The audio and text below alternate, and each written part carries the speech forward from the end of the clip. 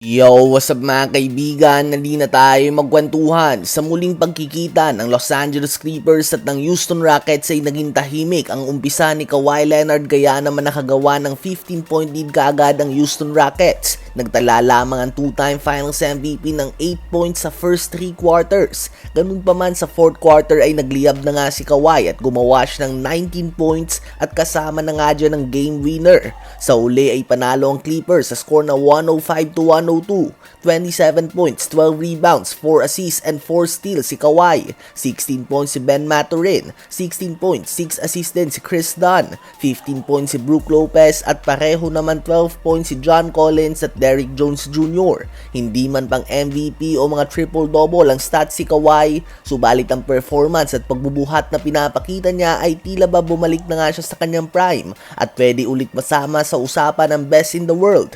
Pinakita naman ni Cam Thomas ang ambag niya sa Milwaukee Bucks team na ito. Sa kanyang second game ay agad siya nagtala ng 34 points on 4 of 6 shooting sa 3-point line at ginawa niya ito sa loob lamang ng 25 minutes. Kaya naman pinangunahan niya ang Milwaukee Bucks sa panalo laban sa Orlando Magic sa score na 116-108. Kahit na wala si Giannis mga kaibigan, 18 points, 10 rebounds and 11 assists triple-double din si Kevin Porter Jr. 17 points, 11 rebounds si Jericho Sims, 17 points si Ousmane Dieng at 15 points, 7 rebounds si Kyle Kuzma. Kitang-kita nga na masaya si Giannis na nakikita niya mula kay Cam Thomas mga kaibigan. Tuwang-tuwa nga siyang nanunood mula sa bench habang nagpapagaling siya sa kanyang calf injury.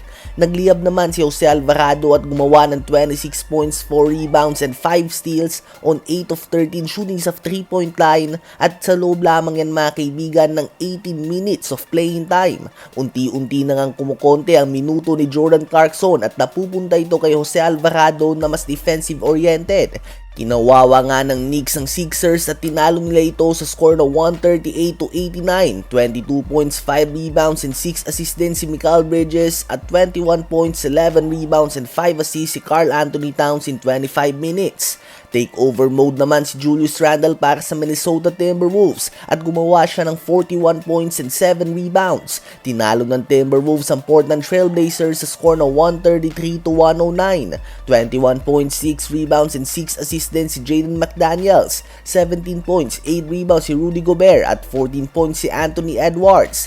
No SGA, no problem nga para sa OKC. Nanguna si Jaden Williams with 28 points at 5 assists on 11 of 12 shooting sa field sa loob lamang ng 19 minutes. Tinalo nila ang Phoenix Suns sa score na 136-109.